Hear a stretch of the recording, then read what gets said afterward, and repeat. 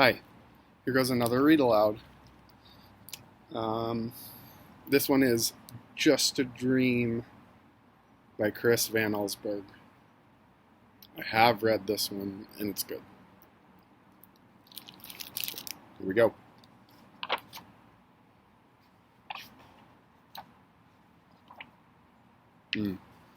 I always like when books start with quotes.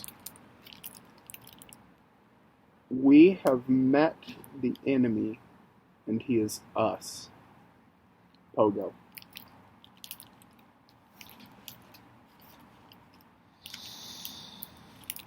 As usual, Walter stopped at the bakery on his way home from school. He bought one large jelly-filled donut. He took the pastry from its bag, eating quickly as he walked along. He licked the red jelly from his fingers. Then he crumpled up the empty bag and threw it at a fire hydrant.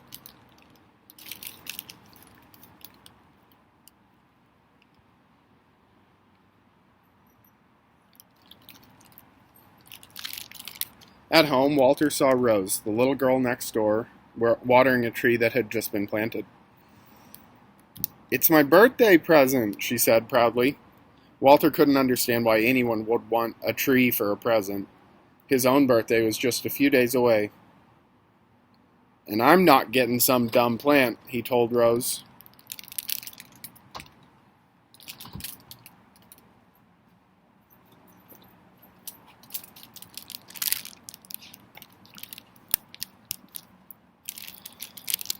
After dinner, Walter took out the trash. 3 cans stood next to the garage. One was for bottles, one for cans, and one for everything else. As usual, Walter dumped everything into one can. He was too busy to sort through garbage, especially when there was something good on television.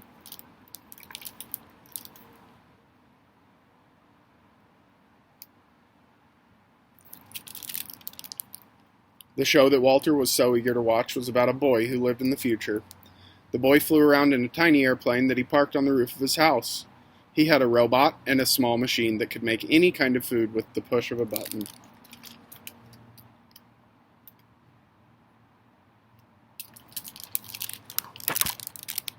Walter went to bed wishing he lived in the future. He couldn't wait to have his own tiny plane, a robot to take out the trash, and a machine that could make jelly donuts by the thousands. When he fell asleep, his wish came true. That night, Walter's bed traveled to the future.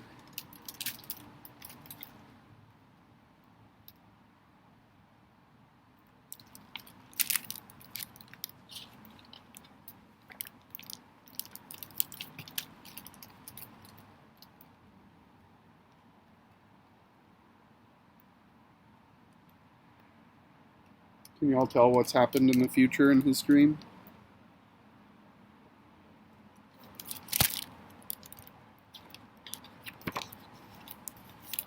Walter woke up in the middle of a huge dump.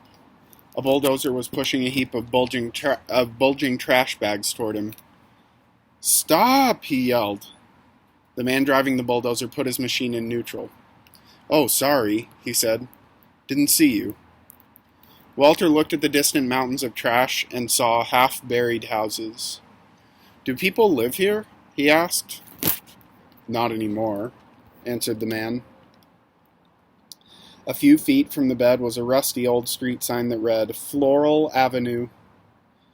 "Oh no," gasped Walter. He lived on Floral Avenue. The driver revved up his bulldozer. "Well," he shouted, "back to work." Walter pulled the covers over his head. "This can't be the future," he thought. "I'm sure it's just a dream." He went back to sleep. But not for long.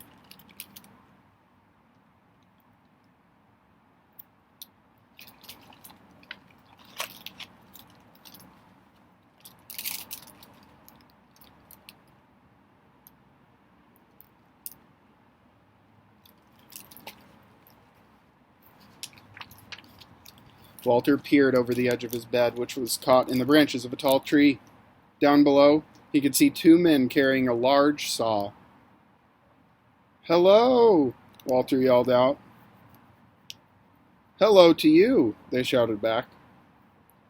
"You aren't going to cut down this tree, are you?" Walter asked. But the woodcutters didn't answer. They took off their jackets, rolled up their sleeves, and got to work. Back and forth they pushed the saw, slicing through the trunk of Walter's tree. "You must need this tree for something important," Walter called down. "Oh, yes," they said. "Very important." Then Walter noticed lettering on the woodcutters' jackets. He could just make out the words "Quality Toothpick Company." Walter sighed and slid back under the blankets. Until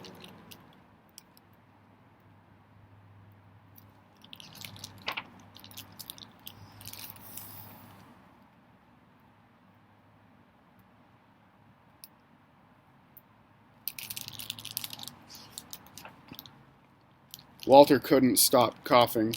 His bed was balanced on the rim of a giant smokestack. The air was filled with smoke that burned his throat and made his eyes itch. All around him, dozens of smokestacks belched thick clouds of hot, foul smoke. A workman climbed one of the stacks. "What is this place?" Walter called out. "This is the Maximum Strength Medicine Factory," the man answered. "Gosh," said Walter, looking at all the smoke. "What kind of medicine do they make here?" "Wonderful medicine," the workman replied. "For burning throats and itchy eyes." Walter started coughing again. "I can get you some," the man offered. "No thanks," said Walter. He buried his head in his pillow and, when his coughing stopped, fell asleep. So I hope you all noticed that that factory was making medicine to treat a problem that the factory itself was creating. But then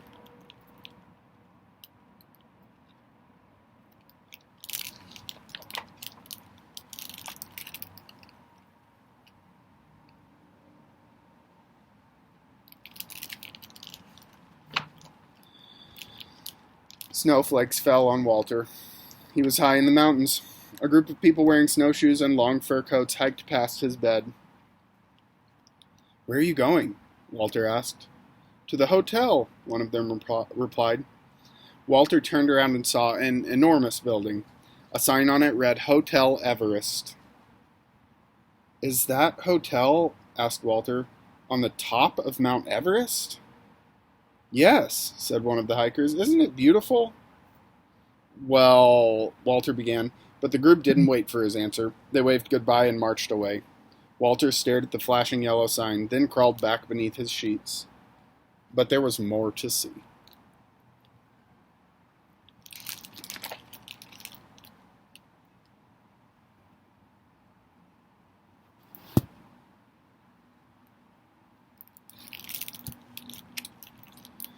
Walter's hand was wet and cold. When he opened his eyes, he found himself floating on the open sea, drifting toward a fishing boat.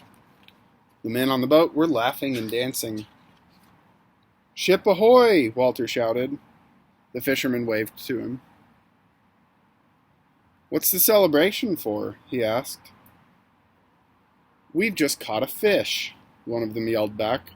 "Our second one this week." They held up their small fish for Walter to see.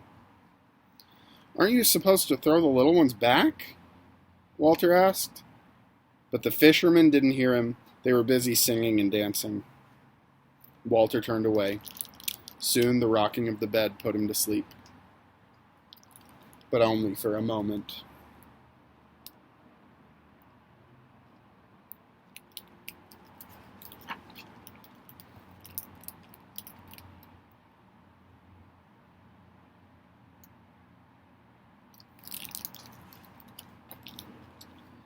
A loud, shrieking horn nearly lifted Walter off his mattress. He jumped up. There were cars and trucks all around him, horns honking loudly, creeping along inch by inch.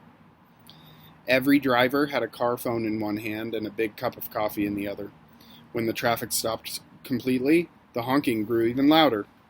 Walter could not get back to sleep. Hours passed, and he wondered if he'd be stuck on this highway forever.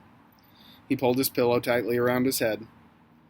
This can't be the future, he thought. Where are the tiny airplanes, the robots? The honking continued into the night until finally, one by one, the cars became quiet as their drivers, and Walter went to sleep. But his bed traveled on.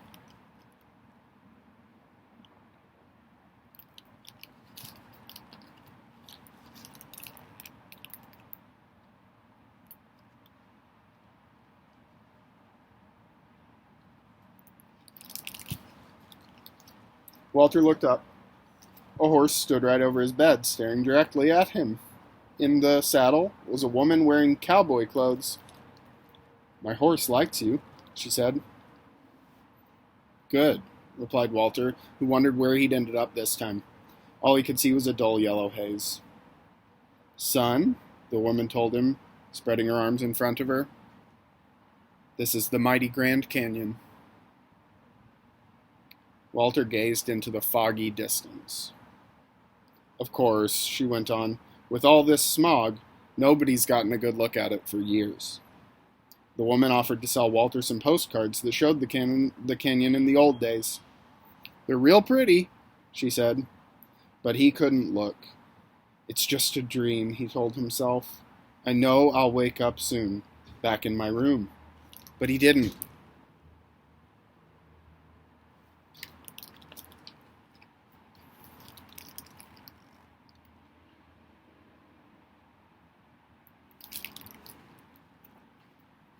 Walter looked out from under his sheets. His bed was flying through the night sky. A flock of ducks passed overhead. One of them landed on the bed, and to Walter's surprise, he began to speak. "I hope you don't mind," the bird said, "if I take a short rest here." The ducks had been flying for days, looking for the pond where they had always stopped to eat. "I'm sure it's down there somewhere," Walter said, though he suspected something awful might have happened. After a while, the duck waddled to the edge of the bed, took a deep breath, and flew off. "Good luck," Walter called to him. Then he pulled the blanket over his head. "It's just a dream," he whispered, and wondered if it would ever end. Then, finally,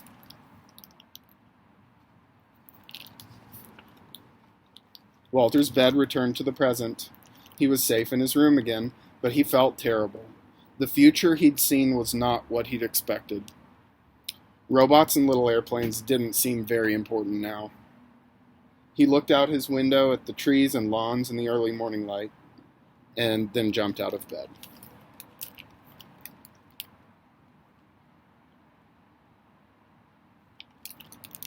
He ran outside and down the block, still in his pajamas. He found the empty jelly donut bag he'd thrown at the fire hydrant the day before. Then Walter went back home, and before the sun came up, sorted all the trash by the garbage.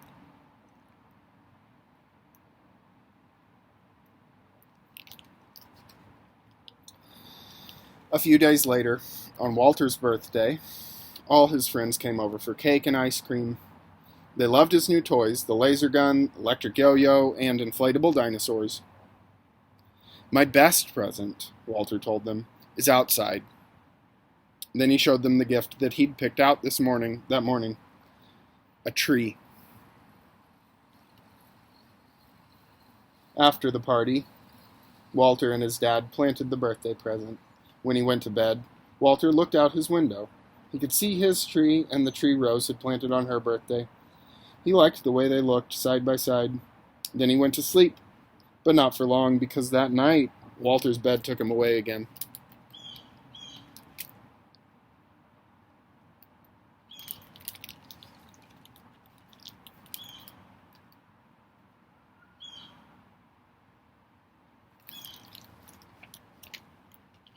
When Walter woke up, his bed was standing in the shade of two tall trees. The sky was blue. Laundry hanging from a clothesline flapped in the breeze. A man pushed an old motorless lawnmower. This isn't the future, Walter thought. It's the past. Good morning, the man said. You've found a nice place to sleep. Yes, I have, Walter agreed. There was something very peaceful about the huge trees next to his bed. The man looked up at the rustling leaves. "My great-grandmother planted one of these trees," he said, "when she was a little girl." Walter looked up at the leaves, too, and realized where his bed had taken him. This was the future, after all. A different kind of future. There were still no robots or tiny airplanes. There weren't even any clothes dryers or gas-powered lawnmowers. Walter laid back and smiled. "I like it here," he told the man, then drifted off to sleep in the shade of the two giant trees, the trees he and Rose had planted so many years ago.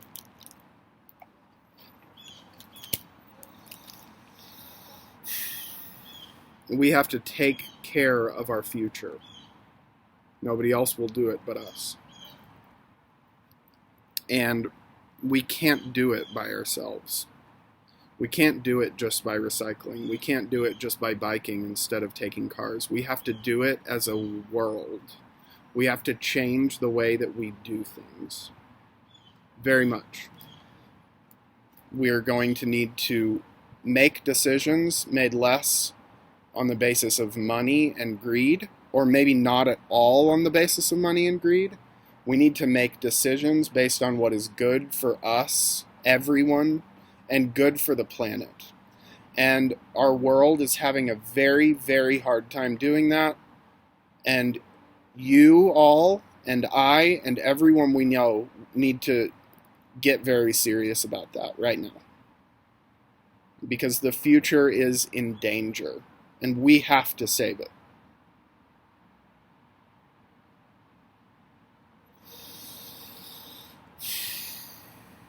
That's that. That was Just a Dream by Chris Van Allsburg. I'll see y'all tomorrow.